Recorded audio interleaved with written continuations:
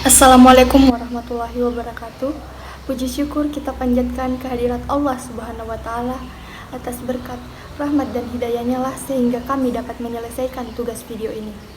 Salawat serta salam tak lupa pula kita haturkan kepada junjungan kita Nabi besar Muhammad SAW yang telah membawa kita dari alam kegelapan menuju alam yang terang benderang seperti sekarang ini. Kami dari kelompok 6 beranggotakan saya sendiri atas nama Nur Arafah, Wahyuni Talib, Rahmatia Wahab, Ulfiani, Ludia, dan Rasnida.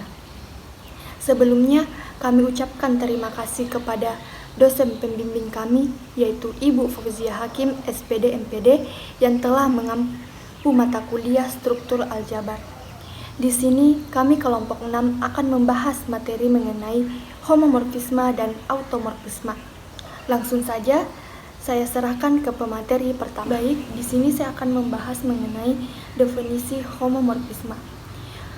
Misalkan G dengan operasi bintang dan G aksen dengan operasi bundaran masing-masing grup.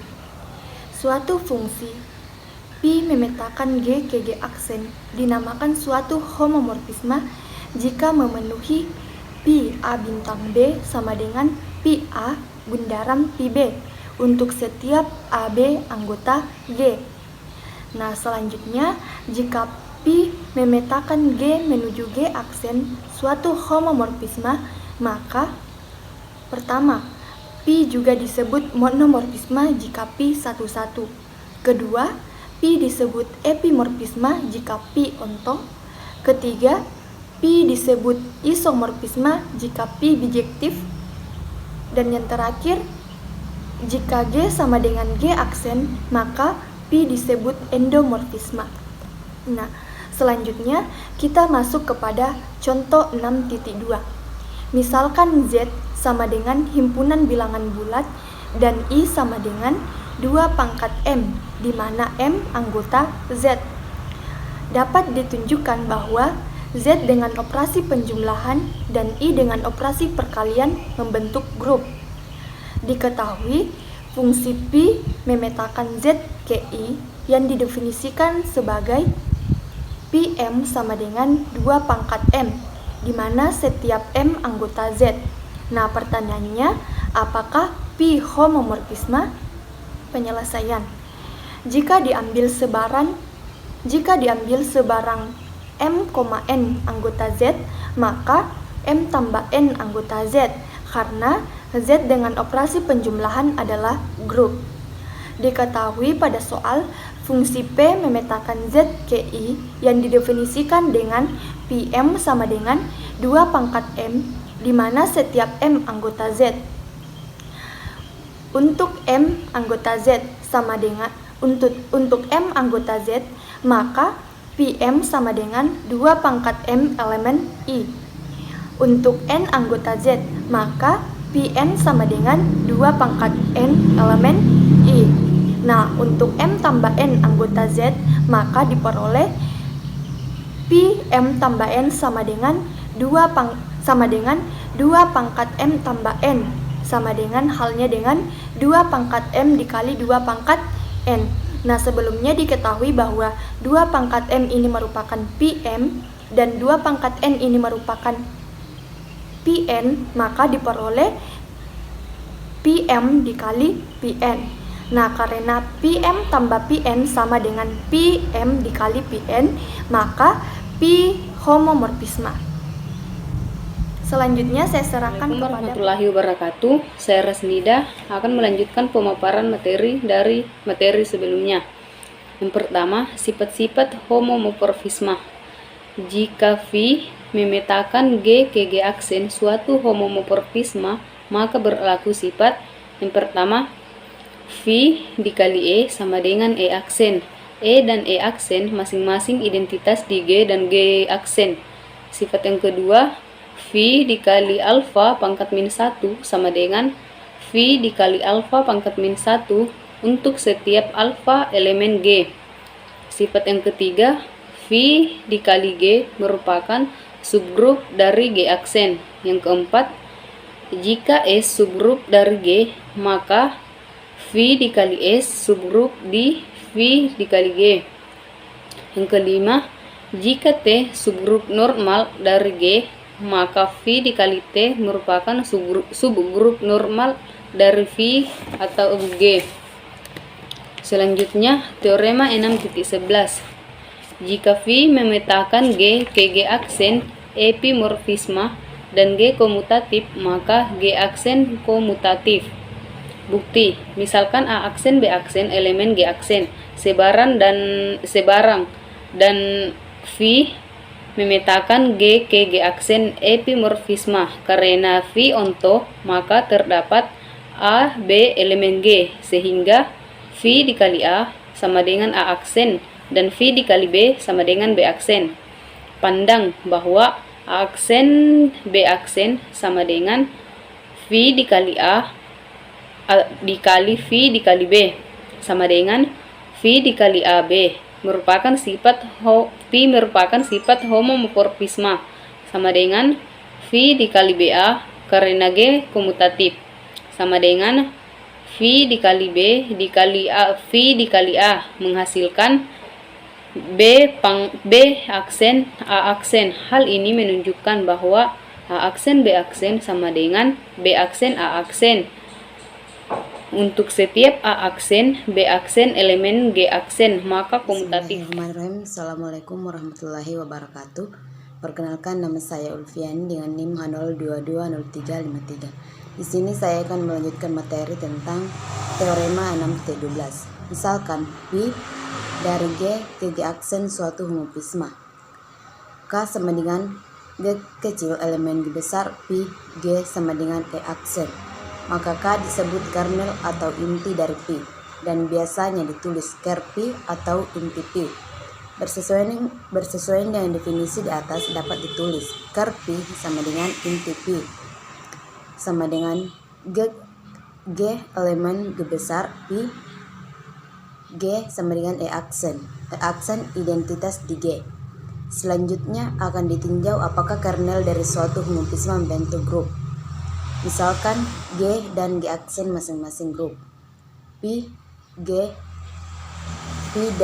dari G ke G aksen suatu homomorfisme. Misalkan E unsur identitas di G dan E aksen. Unsur identitas di G aksen sesuai dengan definisi ker P sama dengan G kecil elemen G besar P G sama dengan E aksen dan suatu P homomorfisme. Maka menurut teori 6.12 P E sama dengan E aksen berarti E elemen ker P. Jadi ker P tidak sama dengan 0. Menjelas ker P G. Selanjutnya ambil sebarang A, B elemen ker P. Maka P A sama dengan E aksen dan P B sama dengan E aksen. Pandang AB aksen 1 sama dengan AB P A P aksen B aksen sama dengan P A P B aksen sama dengan E aksen sama dengan E aksen pangkat 1 sama dengan E aksen sama dengan E aksen. Hal ini menunjukkan bahwa AB pangkat 1 E elemen ker P. Jadi jika A elemen ker P maka AB aksen 1 E elemen ker P. Oleh karena itu, ker P merupakan subgrup dari G. Selanjutnya diambil dari sebarang G kecil elemen G dan K elemen ker P, maka G ke G aksen sama dengan G sama dengan P G P K P G aksen sama dengan P G E aksen P G aksen 1 sama dengan P G aksen sama dengan E aksen. Hal ini menunjukkan bahwa pas G elemen G KG aksen elemen ker P atau dengan kata lain ker P normal G. Dari 1 dan 2 disimpulkan bahwa ker P subgrup normal dari G. Sekian. Saya akan melanjutkan materi dari teman saya. Berdasarkan uraian di atas, dapat dirumuskan teorema berikut. Teorema 6.13. Jika Pi dari G ke G aksen suatu homomorfisma dan karena Pi sama dengan himpunan G kecil elemen G dengan Pi G sama dengan E aksen, di mana E aksen unsur identitas di G aksen, maka kernel P merupakan subgroup normal dari G. Teorema 6.14. Jika G dan G aksen masing-masing grup dan Pi dari G ke G aksen suatu epimorfisma, maka yang pertama, kernel subgroup normal dari grup G. Yang kedua, G per G isomorfisma dengan G aksen di mana K sama dengan kernel Pi. Akibat 6.15. Jika H subgroup normal dari grup G dan G per H grup faktor, maka ada isomorfisme Pi dari G ke G per H atau G epimorfisme G per H. Kita selidiki lebih lanjut tentang teorema dan akibat di atas, yaitu epimorfisme Pi dari G ke G dan K sama dengan kernel Pi. Menurut teorema 6.14, maka K subgroup normal dari G dan terdapat isomorfisme Pi dari G per K ke G aksen atau G per K isomorfisme dengan G aksen. Sebaliknya, menurut akibat 6.15 bahwa setiap grup faktor dari suatu grup terdapat epimorfisme dengan grup yang bersangkutan. Sebut H subgroup normal dari grup G dan G per H grup faktor dari G. Maka epimorfisme PC dari G ke G per H, yaitu PC G sama dengan Hg untuk setiap G elemen G. Bisa, ternyata dalam hal ini kernel PC sama dengan H dan dapat ditunjukkan sebagai berikut. Tulis K sama dengan kernel PC sama dengan himpunan X kecil elemen G dari PC X sama dengan H, di mana H identitas dari G per H. Ambil sebaran K kecil elemen K besar, maka pendefinisian PC K kecil sama dengan H K kecil. Juga dari pendefinisian K diperoleh PC K kecil sama dengan H. Jadi H K kecil sama dengan H atau HK kecil sama dengan HE kecil dengan E unsur identitas di G. Karena HA sama dengan HB jika dan hanya jika AB inverse elemen H, maka K inverse elemen H atau K elemen H atau K elemen H. Oleh karena itu, K lebih kecil atau sama dengan H, di mana ini persamaan pertama. Selanjutnya, ambil sebaran H kecil elemen H, maka H kecil elemen H jika H besar H kecil sama dengan H besar. Jika PC H kecil sama dengan H besar, jika H kecil sama dengan H kecil elemen K besar. Oleh karena itu, H besar lebih kecil atau sama dengan K kecil, di mana ini persamaan kedua. Dari persamaan pertama dan persamaan kedua disimpulkan H sama dengan K sama dengan kernel Pi. Definisi automorfisme. Automorfisme merupakan hal khusus dari isomorfisme, karena automorfisme merupakan isomorfisme dari suatu grup ke grup itu sendiri. Untuk lebih jelasnya, perhatikan definisi berikut. Definisi 6.19. Misalkan G suatu grup dari fungsi opsi di mana disebut automorfisme jika opsi di mana G menuju G merupakan isomorfisme dan himpunan semua automorfisme di G, maka dapat ditulis automorfisme dalam kurung G sama dengan fungsi alfa di mana alfa berbanding G menuju G automorfisme. Contoh 6.6. Misalkan C adalah himpunan bilangan kompleks, definisikan Pi di mana C menuju G sebagai berikut. Pi set sama dengan set bar di mana set elemen C, di mana set bar adalah konggoyatnya. Dari bilangan kompleks set, maka Pi merupakan automorfisme. Misalkan set sama dengan X tambah Y elemen C, konggoyatnya adalah set sama dengan X dikurang Y. Teorema 6.20. Misalkan G grup dan F di mana G menuju G dengan fungsi G sama dengan G inverse di mana setiap elemen G F merupakan automorfisme jika dan hanya jika G kumulatif. Bukti yang pertama yaitu bukti dari kanan ke kiri.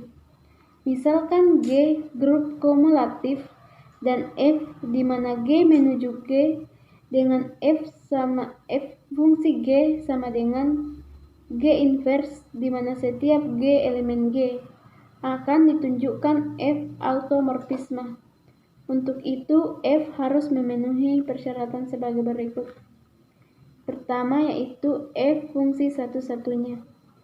Ambil A, B elemen G dengan FA sama dengan FB. FA sama dengan FB sama dengan F inverse sama dengan B inverse. Sama dengan dalam kurung A inverse balas kurung pangkat minus 1 sama dengan B inverse balas kurung pangkat minus 1 sama dengan A sama dengan B. Jadi F fungsi satu-satunya. F fungsi onto. Ambil A elemen G, maka ada A inverse elemen G. Setiap F dalam kurung A inverse sama dengan A inverse pangkat minus 1 sama dengan A. Jadi F fungsi onto. Yang ketiga yaitu F homomorfisme. Ambil sebarang A, B elemen G, maka F AB sama dengan AB pangkat minus 1 sama dengan B inverse kali A inverse sama dengan A inverse kali B inverse karena G kumulatif sama dengan FA dikurang FB. Jadi F homomorfisme. Karena ketiga sikap di atas dipenuhi oleh F di mana G menuju G merupakan F automorfisme. Bukti dari kiri ke kanan. Misalkan F di mana G menuju G dengan fungsi G sama dengan G inverse di mana setiap G elemen G dan F automorfisme akan ditunjukkan bahwa G kumulatif. Untuk itu ambil sebarang A, B elemen G. Pandang AB sama dengan dalam kurung A inverse balas kurung pangkat minus 1 dikali dalam kurung B inverse pangkat minus 1 sama dengan F dalam kurung A inverse dikali F B inverse sama dengan F inverse dikali B inverse karena F automorfisme sama dengan dalam kurung B inverse balas kurung pangkat minus 1 dikali dalam kurung A inverse balas kurung pangkat minus 1 sama dengan BA.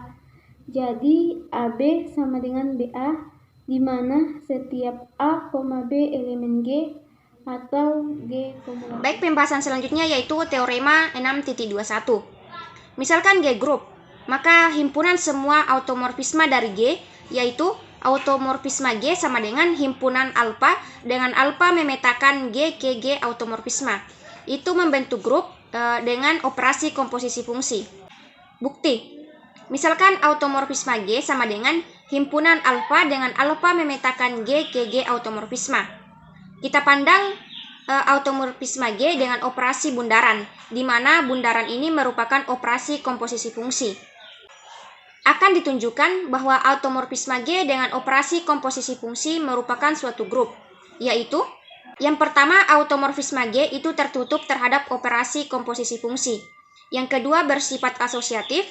Yang ketiga ada unsur identitas di automorfisma G. Dan yang terakhir setiap anggota di automorfisma G mempunyai inverse di automorfisma G itu sendiri. Nah, bukti lengkap teorema ini diserahkan kepada pembaca sebagai latihan. Selanjutnya yaitu, misalkan G grup dan A elemen dari G. Jika kita bentuk pengaitan, lambda A yang memetakan G ke G yang didefinisikan sebagai lambda AG sama dengan AGA inverse untuk setiap G kecil elemen G besar. Nah, pengaitan tersebut memenuhi sifat-sifat sebagai berikut. Yang pertama, lambda A merupakan suatu fungsi. Ambil sebarang G1, G2 elemen G dengan G1 sama dengan G2. G1 sama dengan G2 sama saja dengan lambda A G1 sama dengan lambda A G2. Nah, lambda A G1 itu sama dengan A G1 A inverse. Sedangkan lambda A G2 sama dengan A G2 A inverse. Nah, karena G1 sama dengan G2, maka A G1 A inverse sama dengan A G2 A inverse. Atau lambda A G1 sama dengan lambda A G2. Jadi terbukti bahwa lambda A merupakan suatu fungsi. Selanjutnya lambda A satu-satu, yaitu ambil X, Y elemen G dengan lambda AX sama dengan lambda AY. Lambda AX sama dengan lambda AY atau AX A inverse sama dengan AY A inverse. Kemudian kita bisa menggunakan hukum pencoretan sehingga menghasilkan X sama dengan Y. Jadi terbukti bahwa lambda A satu-satu. Berikutnya lambda A adalah onto. Nah, ambil sebarang X elemen G, maka ada A inverse XA elemen G. Sehingga menghasilkan lambda A dalam kurung A inverse XA sama dengan A dalam kurung A inverse XA kali A inverse. Menghasilkan dalam kurung A dikali A inverse dikali X dikali dalam kurung A dikali A inverse. Nah, karena dari materi-materi sebelumnya telah diketahui bahwa jika A dikali dengan A inverse akan menghasilkan sebuah identitas. Nah, sehingga itulah mengapa hasilnya E dikali X dikali E. Nah, kemudian jika identitas dikali dengan X, maka akan menghasilkan X itu sendiri. Nah, jadi terbukti karena hasilnya sama dengan X, maka lambda A sama dengan onto. Dan yang terakhir, lambda A merupakan homomorfisma. Misalkan X, Y elemen dari G sebarang. Pandang lambda A XY sama dengan A XY A inverse. Menghasilkan A dalam kurung X A inverse dikali A dikali Y dikali A inverse. Nah, karena AX A inverse sama dengan lambda AX, sedangkan AY A inverse itu sama dengan lambda AY.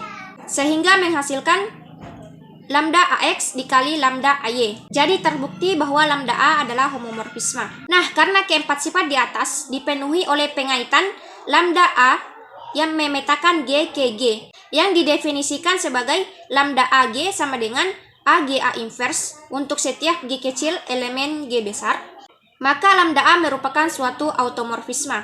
Dan dalam hal ini lambda A disebut sebagai inner automorfisme atau automorfisme dalam. Selanjutnya ditulis in G sama dengan himpunan lambda A dengan A elemen dari G sebagai himpunan semua inner automorfisme.